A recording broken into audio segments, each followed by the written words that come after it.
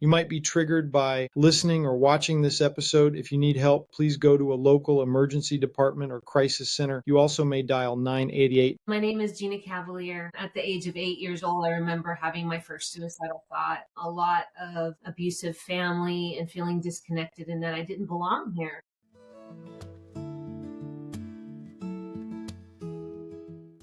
Welcome, everyone. My name is Joshua Evans. I am a graduate student in a clinical mental health counseling program at Liberty University. I'm here with my co-host of One Moment Podcast, Trevor Zalstra. Please, beat me later if I spelled it wrong. I'm sorry. And Kevin Odom. And we have Ms. Gina Cavalier here today.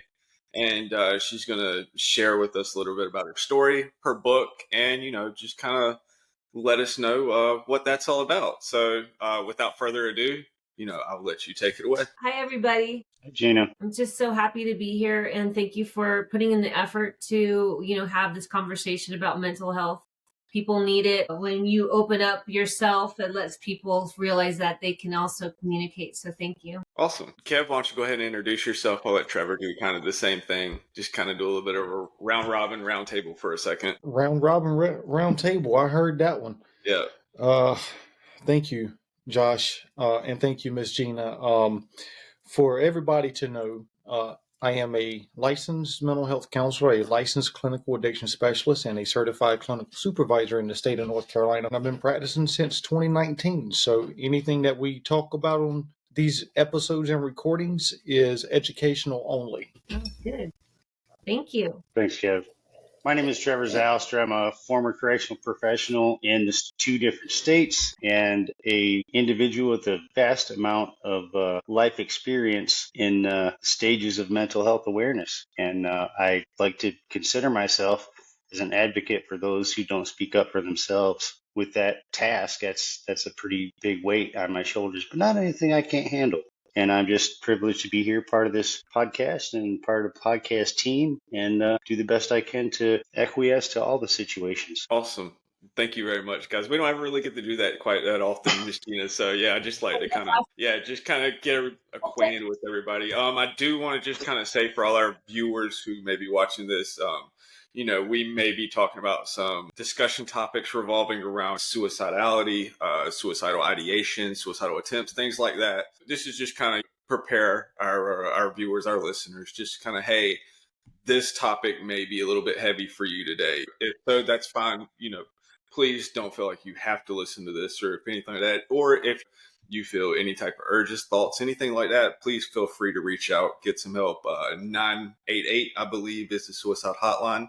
And please feel free to reach out, go to your nearest hospital, emergency room, anything like that. If it just, becomes too much, because it can. And so, yeah, I just wanted to kind of first and foremost state that, because we are going to be talking about a topic that, while heavy, I think is kind of important that it be discussed. There's a lot of stigma around that. There's a lot of stigma around, I don't know if the correct word or verbiage is suicide survivors or, what that is, but that's what I'm hoping Miss Gina will be able to kind of explain a little about her situation, kind of help gain some insight into it.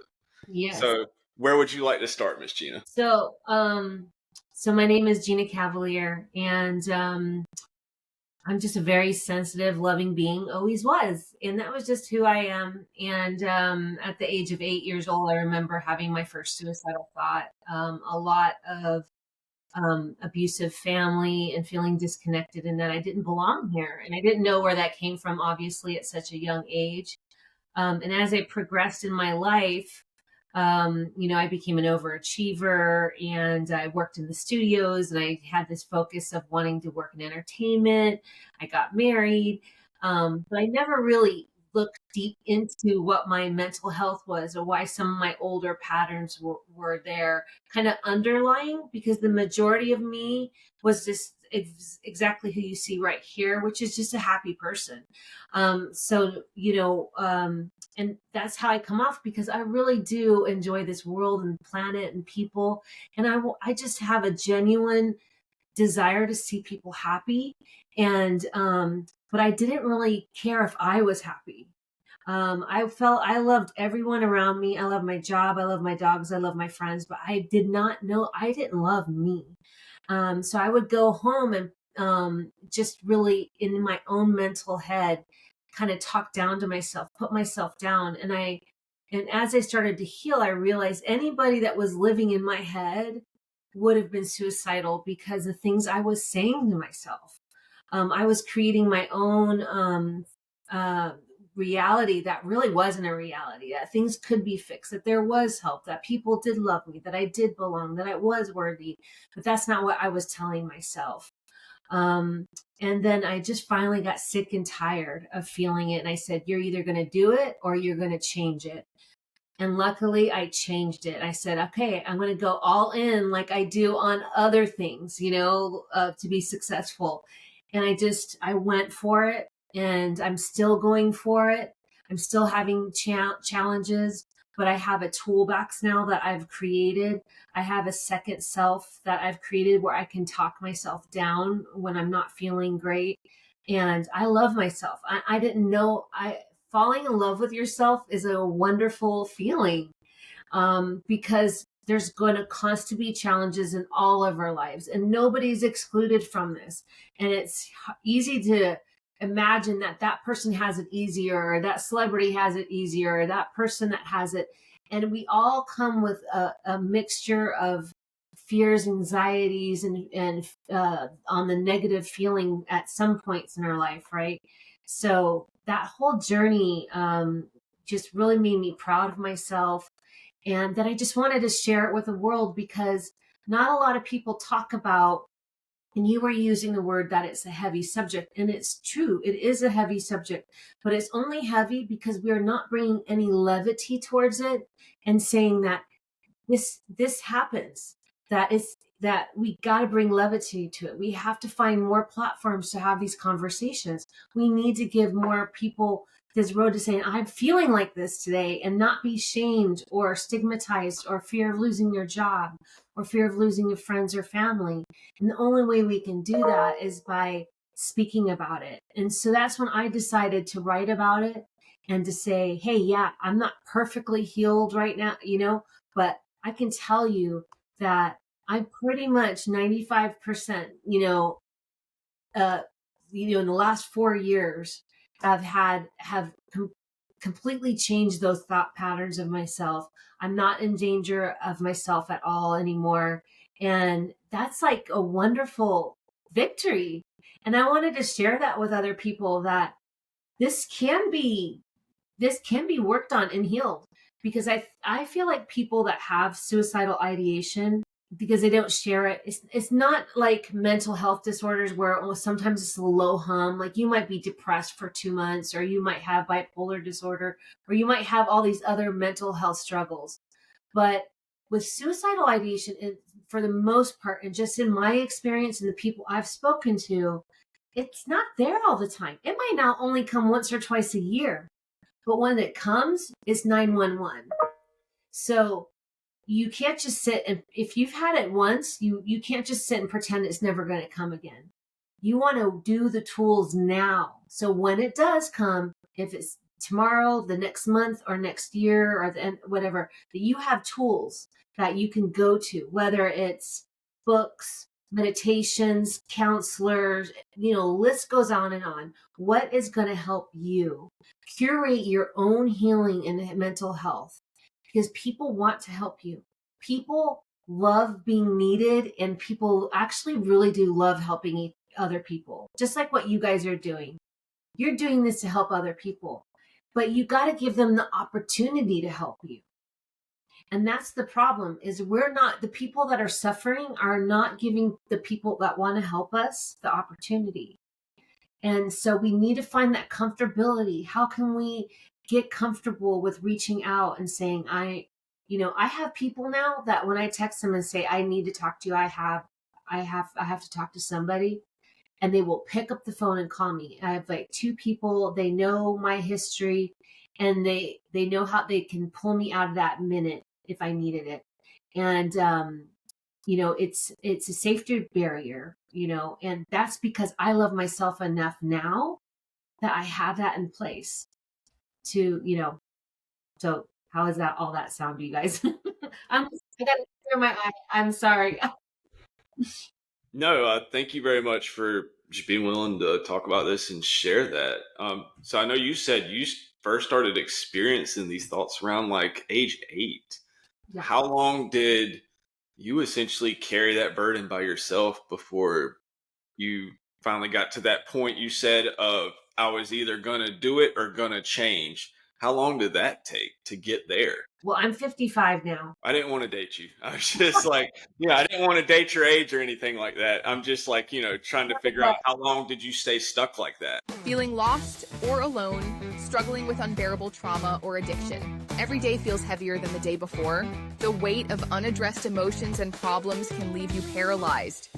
On the One Moment podcast, we are aligned with the vision and mission of the Place to Heal. Founded in Sanford, North Carolina, the Place to Heal is a growing multi-specialty mental health and substance use practice dedicated to facilitating healing and personal development. Our team of compassionate clinicians are committed to providing evidence-based therapeutic interventions tailored to each individual's unique journey. We are passionate about empowering our clients to overcome challenges and achieve emotional wellness. The Place to Heal hosts and sponsors the One Moment podcast. Visit onemoment.chain.box to learn more about our podcast and to be connected to the Place to Heal. Follow us on social media for more content. I was 50. I sold my house. I had like a $700,000 equity in my house. I threw a giant 50-year-old birthday party. I rented a house in Hollywood Hills. I started paying off all my friends' debts. I started like paying off their lawyer debts and their credit cards, and I was going to go. Yeah, but I didn't want to leave. I didn't want to leave $700,000 of equity in my house. And I literally, I'm having to financially reform my entire life. I gave it all away. And in that process of giving it away, and I was going to go, but in that process of giving it all away, that's when I released the money that it owned me. That was actually another healing that was separate. I just said, you don't own me anymore. You have no value to me. And I just started giving it away. And then I decided I wanted to fix it. Like this whole healing process came. So it was my entire life, pretty much. This last 4 years is the first time in my whole life that I didn't have on again, off again. And I didn't have it all the time, like I said. So I could go months, like 6 months without even one thought, but I would have a breakup or I would have a loss of a job. I would get trouble at work. Something happened and I didn't make my numbers, or my client complained about something, or whatever happened.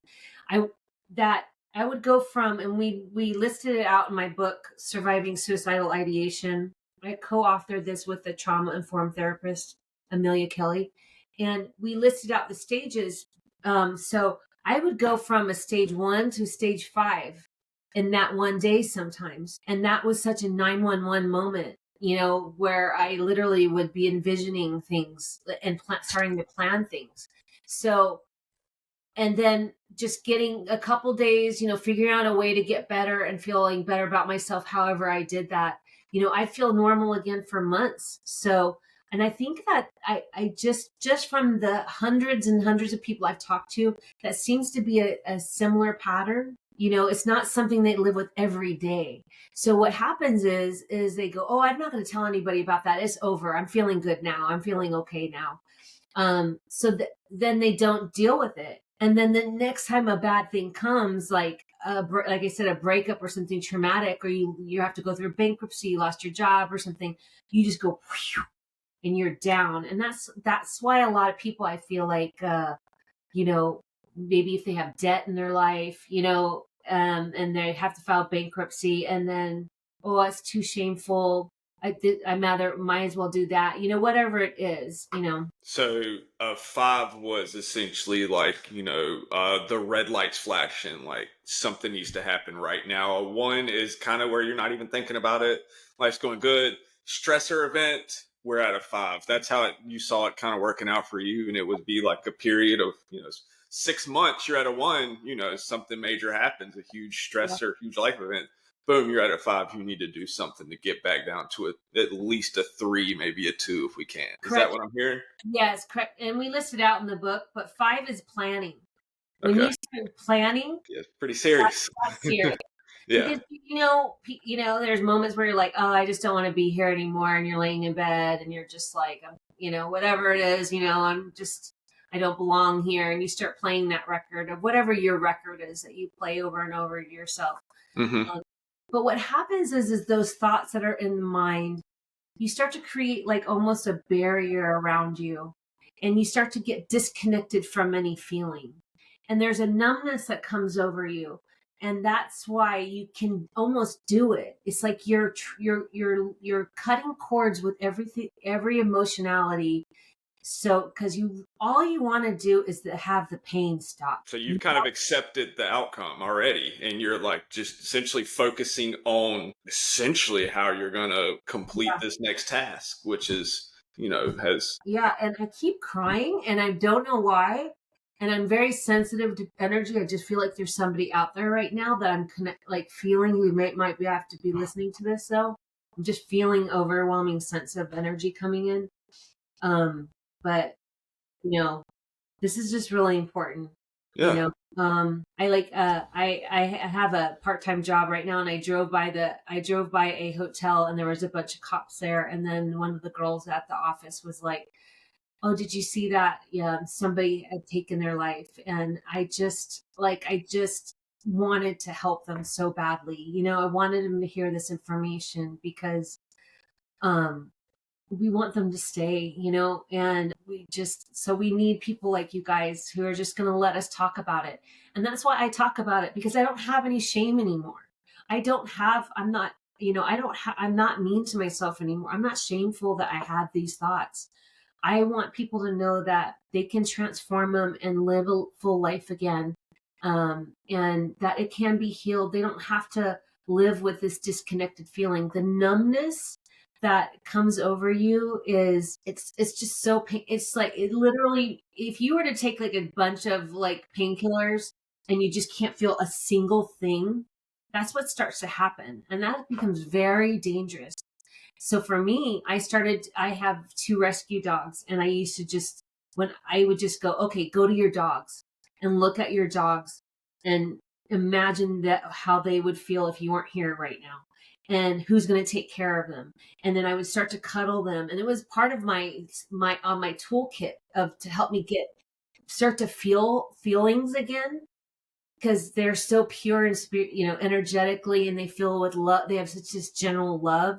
And so that was my go-to, because there wasn't anybody in my life that was around a lot. So I was kind of lonely, and and that's okay. I wasn't judging my loneliness, but I knew I had to get something. And to me, for me, animals was a big healer for me. Sounded like, love and some hope, and animals brought that to you. Yeah. That sounds really poignant to me, specifically. And I got to kind of throw this maybe off in the left field somewhere. But me being the same age as you are, Gina, do you think that this could possibly be a generational thing, in the sense that we're the Gen Xers, man? We survive everything. But yet at the same time, we have these thoughts or these feelings that overcome us, and don't really know how to acclimate ourselves to the adaptation of them into regular life. So as far as I'm concerned, I can relate to just about everything you've been talking about so far, because I'm in the same age group. So what do you think about that? Do you think it could possibly be a generational thing, or being raised culturally, religiously, spiritually, whatever? I mean, let's hear your thoughts on that. Great question. Unfortunately, no. And because of my book, and I have another book coming out in January, my second book that I wrote myself, I had to do a lot of statistic reading and learning about it. The fastest age range right now is 8 to 12. So no, absolutely not. If you will talk to any school counselors and ask them, have you ever had a child come in, and what's the youngest? My brother is a child counselor in a grade school, and he's like 6 years old. So I actually think, no, I think it's a widespread. And actually, we've done studies across the globe, and looked at the different countries that have, suicidal. These are just the stats. It's astronomical. I mean, Russia, Korea, South Korea. I mean, Japan. This is a worldwide epidemic, and Right. it's getting younger. There is no generation that is untouched by it. There's no group. There's no person. There's no anybody that isn't in danger right now. And that's why I get a little bit like, what is going on? Why are we not talking about this a little bit more? This is actually a health emergency worldwide. Why aren't we having more funds and more programs? I wanted to create something called Suicidal Ideation Anonymous and attach it to AA, and where Oh, wow. people could go on Zoom calls and have it blocked out with no name so they can hear other stories, you know, and Wow. they already have infrastructure in there. You know, we need to be able to do that. I had an event in to raise money for, I'm trying to do a documentary on this subject. And I had two really prominent guys come to my event. One's an artist, and one actually is very wealthy. He grew a bunch of, he owns a bunch of marijuana distilleries in California, but he's very wealthy, extremely wealthy. Like, he was one of the first guys, right? And he comes in with a model, and he's a really sweet guy. And they watched my presentation, and at the end, we had this. Does anyone else have that one tool that makes building a website a breeze? In an era driven by digital change, WebHash is the indispensable tool that holds the key to effortless website creation. Create websites that endure, defy censorship, and bypass any single point of failure. As cutting-edge technology redefines reality, seize the power to build beyond limits. Join the Web3 revolution now and forge paths others can only dream of. Visit our site today and build your legacy. Building my own space on the web was always a grind until I hit up WebHash. Their no-code builder is my ace. It's swift and solid. It's like rocking a digital fortress that's immune to the typical shutdowns. Level up your web presence without stress. Ready to stake your claim in the digital realm? Dive into WebHash today, connect your Web3 wallet, and get started. They have multiple subscription plans, from a free version to a lifetime subscription. Check them out today at webhash.com. Most importantly, they sponsor the One Moment podcast, helping to raise awareness to critical topics in the healthcare field. Our official website was built using the WebHash platform. Throughout the projects that the One Moment movement built on WebHash, they stood behind and supported it all the way. Sign up and start building your website today. Don't forget to visit onemoment.chain.box and subscribe to our social media channels. Beautiful moment, because those two friends did not know that each other were suicidal, and they learned that they finally and they're men, and they're statistically harder to express this. And so they looked at each other and went, dude, I do too. Dude, I do too. And then now they are a support system for each other. And they actually found a way to make it into kind of a joke. Like, they'll call each other like, how are you going to do it today? I mean, I'm not saying that, but they're macabre artists, right? But whatever you have to do, I'm not going to judge it. He was saying, Gina, my whole life has changed, because anytime I have those thoughts, I call this guy and we just start laughing, and then it's over. Like, there's no other mental health thing that I know of that is something that another person can really take you out of that moment that fast. So we need more support. We need to be able to talk about it. We need to be able to say, I feel like crap right now, and have a place where we can hop on a Zoom call, turn off our camera, and just listen to somebody who's also suffering, maybe. Because sometimes the shared suffering is like, oh, I'm not the only one sitting here in my bedroom that want to leave the planet right now. It doesn't matter. That person could be in another country. And also realizing that in the whole world, like, we're all the same. We're all suffering. You're suffering from all of us. So how can we start to, share these conversations and help each other? And it can really change you that day. I've never seen anything so fast in my whole life, because that guy told me he was going to do it that morning, but something kept telling him to go to my event. And he had like his wife had a miscarriage. Nobody knows who he is, but he was hurting, and he didn't know how to deal with the pain. Well, I'm glad that you brought this up, because when I had a medication-induced suicide attempt, I felt this small, did not want to talk to anybody, didn't trust anybody. Took me 5-6 months to even let my providers know. Still haven't told my neurologist because of fear, shame, guilt, remorse, fear of being judged. I mean, add to that list infinitum. So many things like stopped me from talking about it. Nobody knew it. Nobody planned it. Nobody, I did try to tell my neurologist I was feeling mood swings, extreme anxiety to extreme depression, extreme paranoia.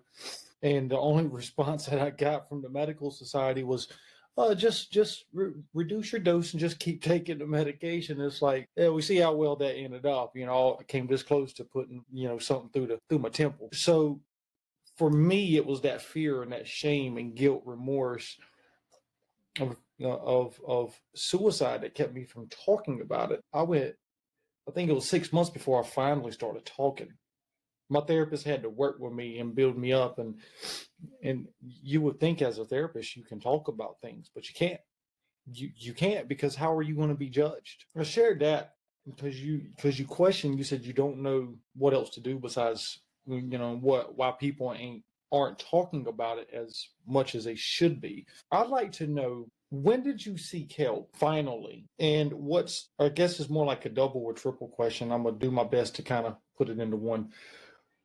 What stopped you from seeking help for so long, or even talking about it? Because I've seen it where people don't get help for 40, 50, 60 years. And they've been struggling with suicidal ideation since age 3, 4, 5, 6. Very similar to yours. I've heard your story too many times to count. And it's sad. It really is sad. So what stopped you from finally reaching that breaking point where you could just peel the onion and keep it moving? Because I know what it took for me, but I don't want to sit there and generalize across the board and say, oh yeah, this is what happened to me, therefore it happened to Gina, and therefore it happened to all these other people. Does that make sense? I had my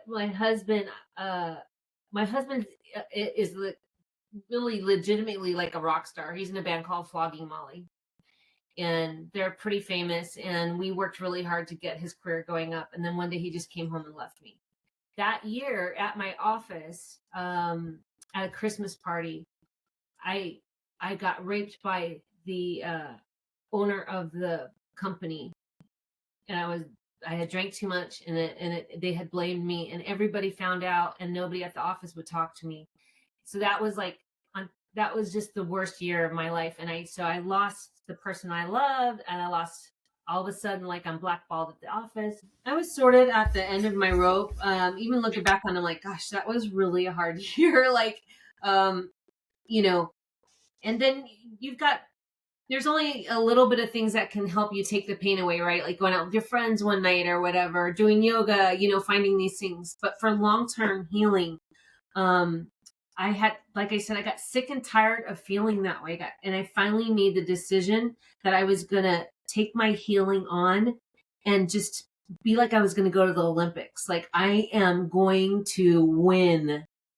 And I don't know what it looks like. I don't know what the road looks like. And I just had to. So I kind of really produced myself. I tell people actually, like, okay, what are we going to do? And I literally tried different things and said, nope, that didn't help.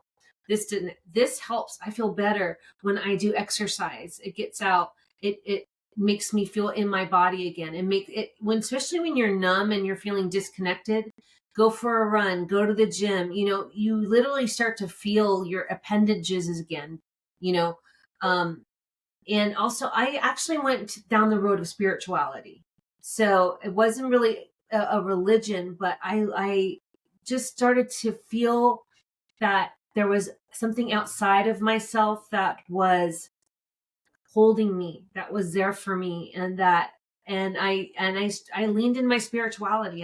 And it was a huge thing for me. And I don't say that that's for everybody, but for me, just I know for myself that there's something else outside of me than just me walking around this planet by myself. That there's energy around us, that there's whatever anybody wants to call it.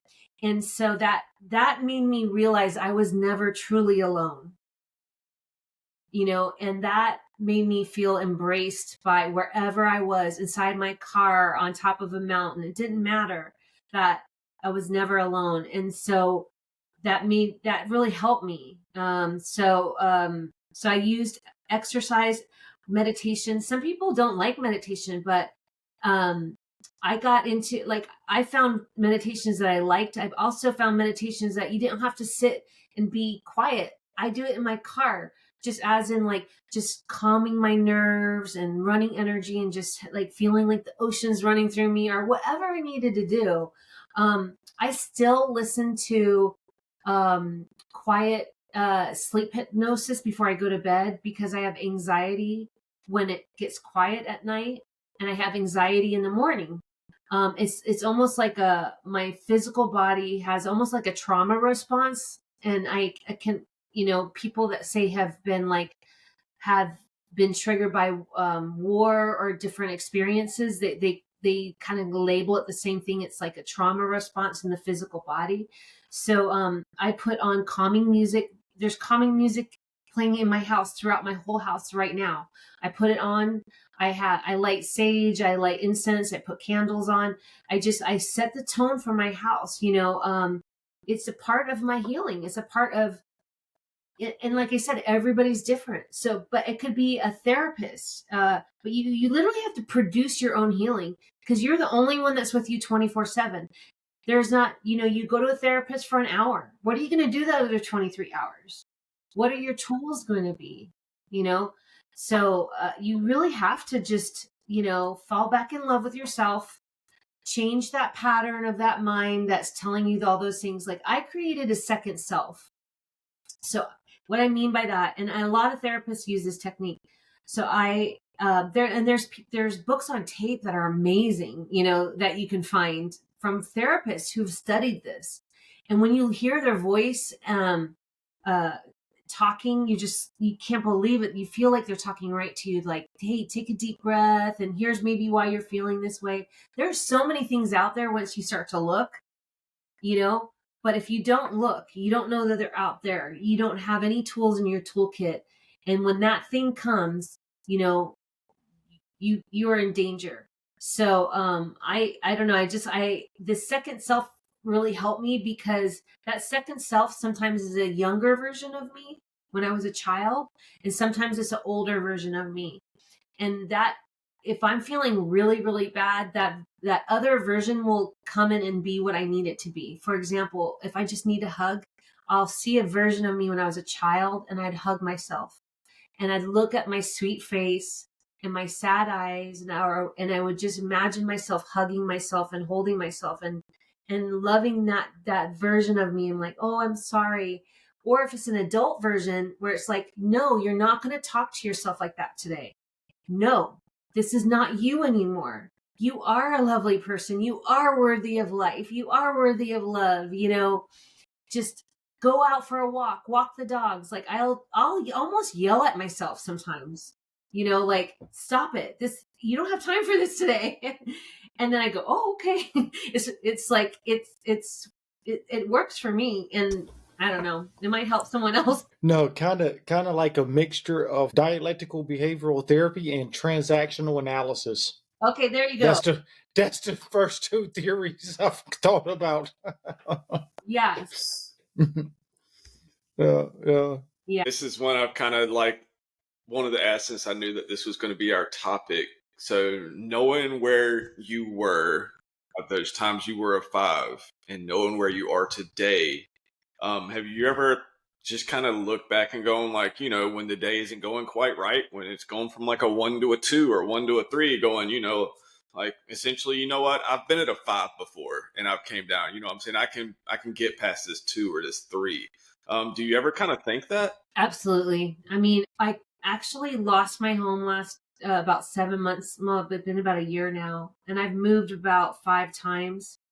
And like, literally, I lived in $1 million house, and then I moved in. Now I've been living in like trailers. I've been living in different, I've really had to rebuild my life. And I that's why I love my spirituality, because a part of it just gives me this opportunity to go, yeah, Jesus had a heart too, Buddha had a heart too, or whatever, and just like, hey, life can just suck for a while. And I don't know, like I still see even these things that come at me. It's like it's an opportunity for me to see how strong I am, and and it is still scary, but it's interesting to like. I'm still proud of my strength that I can get through that another hard experience, being kind with myself. And I think when you build those inroads in mentally, they really are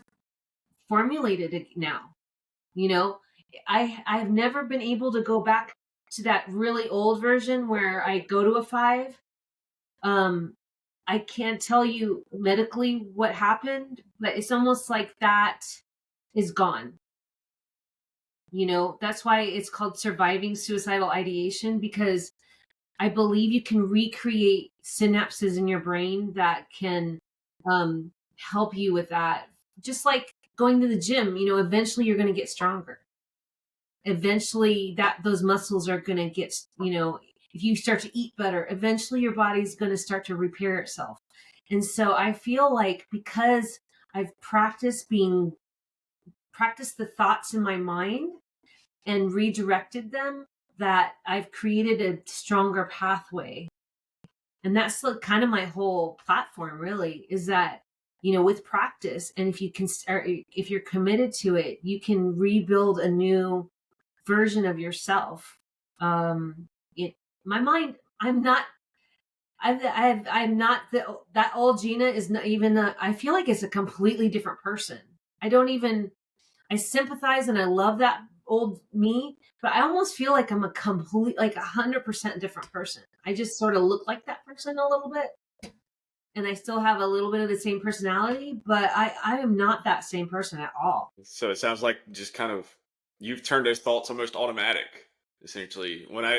When this goes here, I do this, and it's just over time and over repetition, it just became a habit. And so, like, you immediately go to like, hey, this is happening. I'm not going to beat myself up today over it. I'm going to go this route. We're going to find another solution that works a little bit better for us. I put myself first always, and I never did that before. And I think a lot of people out there don't. And it's because they feel like they're not worthy of love, or they're not that important. But my wife is, she and my kids and my job and my friends. I'm going to make sure they have the best time. They eat the best food. They have the best vacations. They feel loved. They get tucked in at night, and then I go to bed and I'm like, I'm a POS.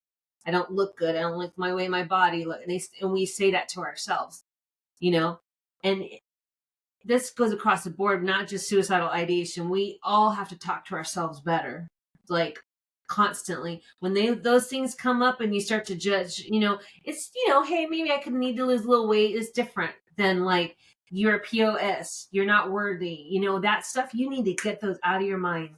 I don't care who you are and what your background is. Just get them out. Whatever you have to do. Take a hike.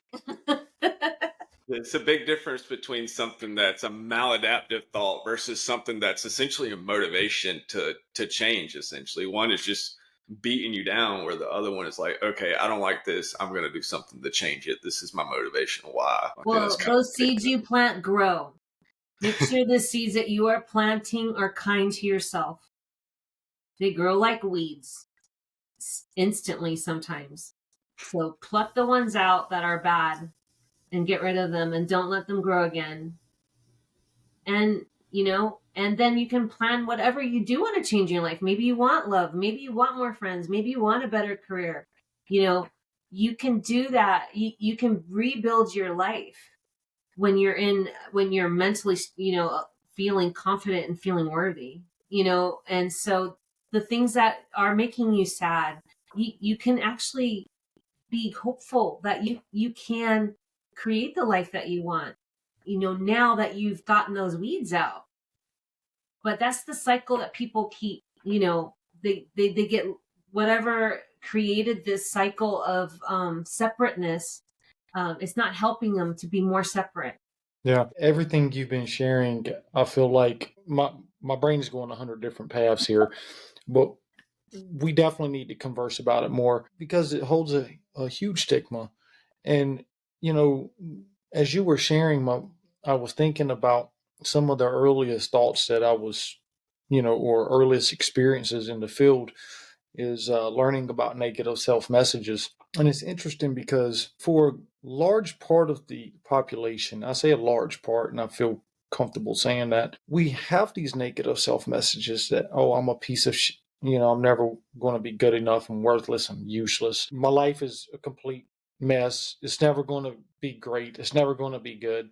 I'm never going to make enough. Just add to the list infinitum. And so, what I typically teach people when I'm working within that area of them is you're still going to have them, but the cool thing about recovery is we get better, we get stronger, we keep building this toolbox up. My question is, I want to follow up to Josh's reflection or question. I forget whichever one. They became more constant, right? So when this happens, then you do this, right? Or when you add a 3, then you do this. When you add a 2, you do this. When do you feel like in your recovery process they became more automatic, where you don't have to struggle or think about it, about what you're going to do, and you're just in that moment of, oh, I need to do this, where it's more automatic thought processes and automatic behaviors? I think once you start rebuilding those synapses, and okay, so people who have lived this way for a long time, like for example, you're in a relationship and it's not going very well, and you're like, we're gonna break up. I have this fear. I'm gonna be alone again. I'm gonna have to go through a breakup. My heart's gonna get broken, right? So it's coming. You can feel it's coming, but you don't want it to come, right? So like you're already kind of feeling that energy, but when that does come and then you deal with it differently, you're calm.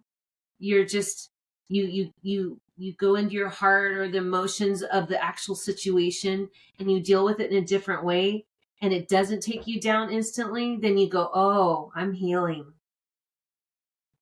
So you have awareness about how you have to have awareness of how much you're healing, even if it's a little bit. Wow, I would have normally have lost it. Wow, that's great. Oh my gosh, I'm getting better. Like, pat yourself on the back. Wow, that would have normally taken me out. And yes, I am sad, but I'm dealing with it in a healthier way. I feel like I deal with things that come in my life in such more of a healthier way, and I'm proud of myself. Wow, I didn't take that out on myself. Wow, so when I started realizing that I was, in the same situation, I reacted 100% differently. That's progress to me. That's life changing to me. Yeah. Can you, because this was the question that I was going to ask, is essentially, when did you kind of realize, like, hey, I'm going to be okay? I'm going to see on the other side. Can you like tell me, what that felt like, or what situation was, anything you want to share about that? Yeah, I was going through this very similar thing, like a breakup. And then the same exact thing, I handled it totally differently. Yes, I was sad that it was happening, but I didn't go through that numbing emotion. I didn't go through the negative self-talk. I love myself through the chaos. It's the first time I had ever done that in my life. And that's when I was like, oh my gosh, like I'm so sad, but I'm so happy. I'm proud of myself. And I think this is working. And then, that's when I started my podcast. And that's why I decided to outline the book. And then I asked the doctor if she would write it with me. And she said, yeah. And the only way I could have wrote this book, and, it's a whole workbook. I mean, it's quite, is that I truly felt like I had something to say that actually did feel like I had accomplished a certain amount to where I could be almost a subject matter expert, because I didn't want to put it out unless I knew in my heart that I really have felt like I've come a big, far way, because I don't want to be responsible for anybody. You know what I mean? Luckily, like, I'm not licensed, I'm just a woman who had this experience. So, I just wanted to be sure before I put this out to the world. And then my platform became, hey, I want you to know that you might not have to live with this the rest of your life, because that's something nobody ever told me. Because you feel like this is like your eye color, like it's never going to go away. Like it's always going to be bare, like it's going to be hiding there in some corner when you least expect it. And it comes out and takes you over. And that's scary. But if I was to be able to tell people, like, yeah, you might feel like this today, but through work and healing and to like produce yourself and figure out what that toolkit is, you can kill that monster, get rid of that monster so it's not in your room anymore. Would you do it? And they'd say, I bet you a lot of people say, yeah, I didn't know that that was possible. So I'm here to say you can kill that monster and get rid of it forever, I think, or at least try. You know, there's no guarantees anywhere in life. In the heart of the city, a vision was born, not just a piece of clothing, but a movement. Vital Apparel reflects not just the raw edge of the streets, but the spirit of innovation to bring about change in mental health worldwide. It's more than a style, it's a statement, a blend of comfort with an attitude made for those who refuse to be average. Embrace the culture, ignite your passion, and wear the revolution. Discover your new favorite piece today and be part of something larger than life. Visit our link now at vtlapparel.com to grab your next outfit. Use promo code OneMoment to get 15% off your order. Why support us? The founders of Vital Apparel, Hung Dao and Alex Kozub, sought out to raise awareness, seeking to change the stigma around mental health. 5% of their profits are donated to Brain Research Foundation, furthering the research in mental health. Vital Apparel sponsors the One Moment podcast. We partnered with one another so that together we can make a global impact on mental health, substance use, and suicide, saving lives one moment at a time around the world. Help us break the stigma. Visit onemoment.chain.box to learn more about our podcast and to connect with us on social media. Don't forget to subscribe to our channels to stay up to date on our episodes. Subscribe now. Some photos in this ad were created by Grok. Real quick before, and I don't mean to interrupt you in any way, shape, form, or fashion, but the things that you've been talking about really bring to me a very crucial part of this. And that aspect is, what about the individuals that, like you talked about, being in a room? What if there's no way out of that room and you're a convict or an offender? Now, amplify that a little bit more to the person like the correctional officer that has to be the one with that weight on their shoulders, that if a person is hurting themselves or thinking about hurting themselves or harming themselves, they have to assess that situation and help that individual to stop from doing that, so that there's not a big blow up of mental overwhelmingness that causes that person to actually go through what they're planning on to doing to themselves. And I know you guys may not have the aspect of this at all. Being the CO with that responsibility is a huge thing and I'm saying about COs because I'm going to stay on that silver line, that thin silver line within the thin blue line. There's a thin silver line too, where the COs have to be responsible to stopping those individuals that have to live in a terrifying environment every single day. How do you think we could give those resources to those people too?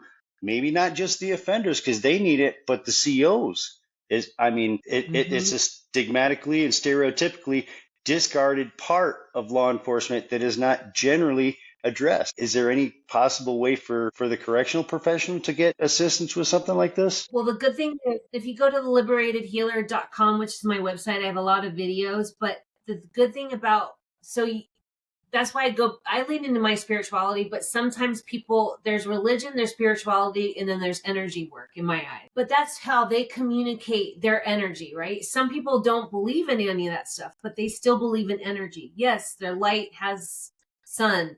Yes, the dark has. So just think of it as energy. I like to always go back to energy because it's so easy to understand. But even if you have nothing, even if you are just in a tiny box, the one thing you do have control is over your own energy. So you can learn how to ground that energy, to calm it down. You know, I do a grounding techniques. There's a lot on YouTube. You learn how to ground your energy and to just let it fall out. And then imagine light around you and bringing in beautiful light into your space because it is energy. So for me, I use those techniques constantly, even on my dogs when I like hold them and I just hold their energy and I just imagine like releasing the anxiety. You can see their body is shaking and then it starts to go away. And we're the same way. So if they have, I don't know what they have access to in those cells, but if they do have access to audio, like a meditation would be great. Just something that they can calm themselves, put them into a calming environment, like audibly, but I do all kinds of techniques. Like I center on my forehead, and I just try to like ground out all the negative thoughts and push them out of my body. So there's things that you can do just sitting there by yourself. Yeah. The biggest insight for me was what about the corrections professionals, because they are in a constant environment of the actual inmates, offenders, convicts, whatever you want to call them, and they have their own environment that's opposite from the one that the COs are in, and they're trying to do their best to try and keep everybody safe and secure in their environment, but yet that responsibility lies on their backs because they can get in trouble if they're not doing what their duty is. So they have a really amplified aspect of this too, because they're dealing with that environment every day, and then they have to get off from work and go back home if they're lucky enough to do it that day. Because going into work as a CO, you're not guaranteed you're walking out those front gates back again. It's every day. So I'm kind of amplifying the problem of it, but at the same time, the resources have to be shared, whether it's for the inmate or the convict, or to the correctional officer, or to just the general person in the public. Just so, and you talked about earlier the global problem of it, and it's terrifying, especially with our veterans. This situation and what we're talking about amplifies so much of the human condition, and we talked about age and all these other aspects of things. Everyone in this world has a problem, trouble, or issue that they have to deal with on their level. So I'm glad that you have the resources that you've got. I'm so proud of the work that you do, and being a voice to where people can reach out. So I didn't mean to go overboard with any extra topic, but it's good to remember those that are in sense of duty. Thank you. I think just being proactive. Every individual has to be proactive, period. I mean, you have to orchestrate your own and produce your own life and healing and health, because there's not there's not a practitioner who's going to be with you 24/7 unless you're in a mental hospital or something like that. But even then, so you have to, if you want to heal, you have to say, hey, this is my responsibility. So if you have doctors, they're like you were saying earlier, just do your dosage. It's like, okay, you know what I mean? Now what? But you have to understand what's out there. Like I said, physical exercise. Oh my gosh. Number 1 can take you out of a number 5. Just go for a run. Just blast it out.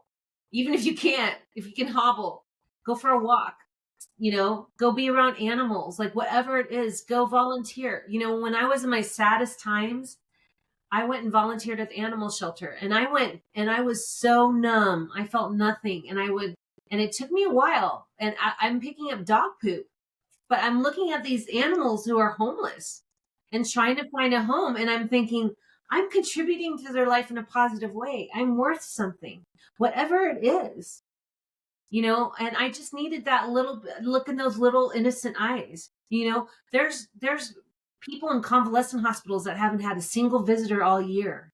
Go read a book to somebody. And then you say, wow, I've been in my head a lot. Like, I have value. Look at that person. I just changed their life today by reading them a book.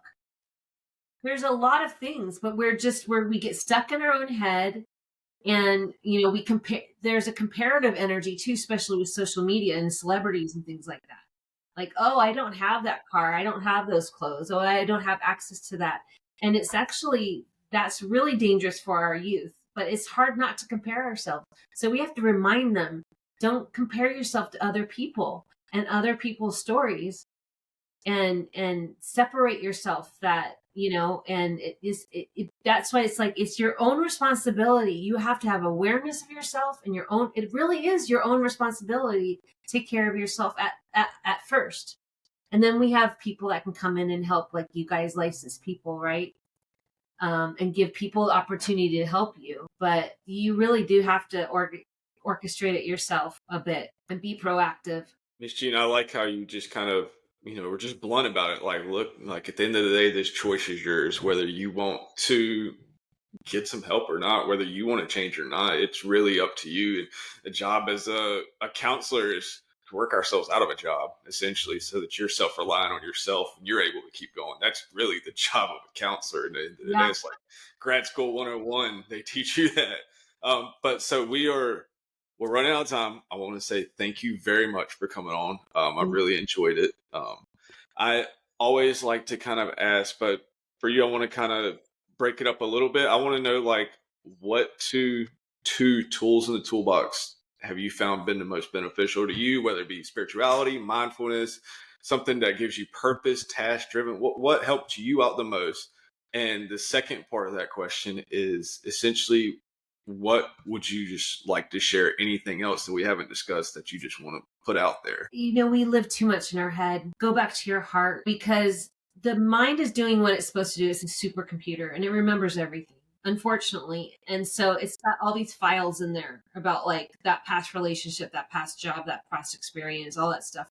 And it's doing its job, but we're giving it way too much power. We need to say, so what? Today's a new day.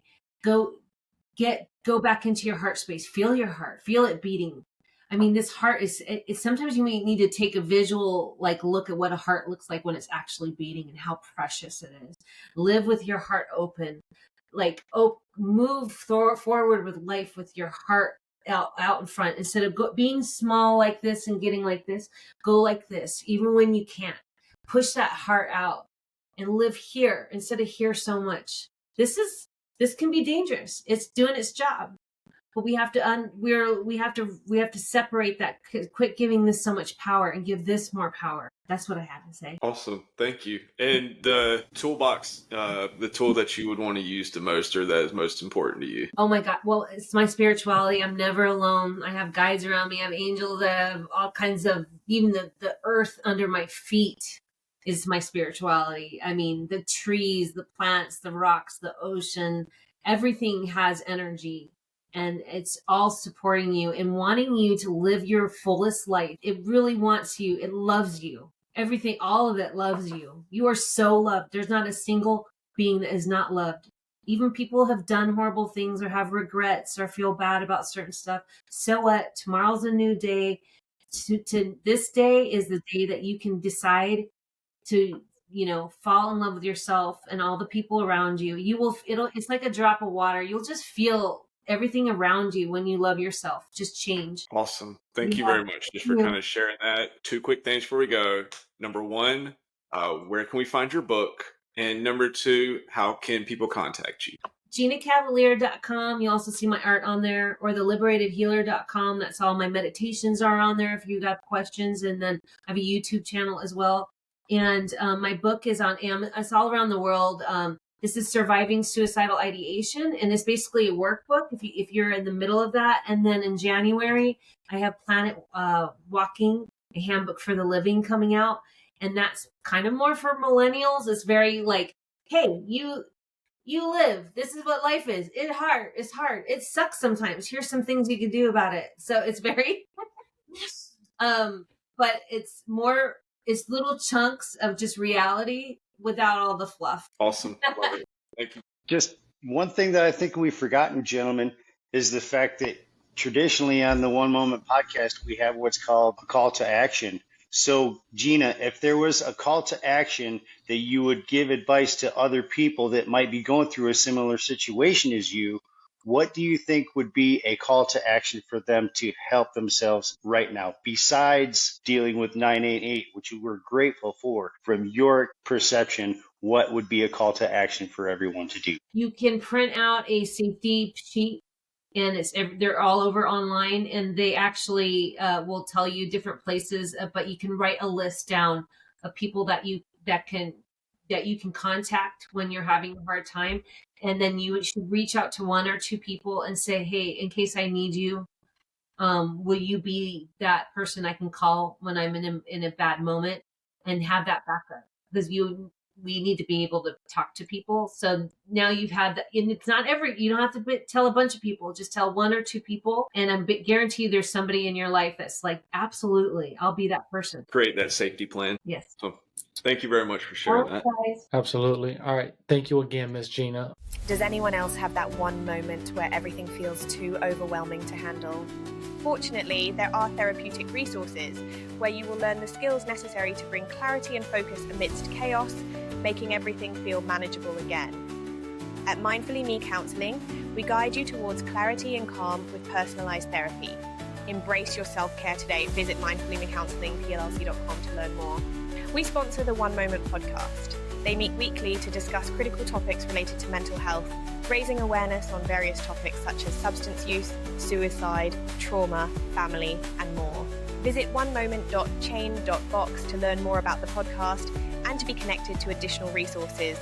Subscribe to their social media channels for more information.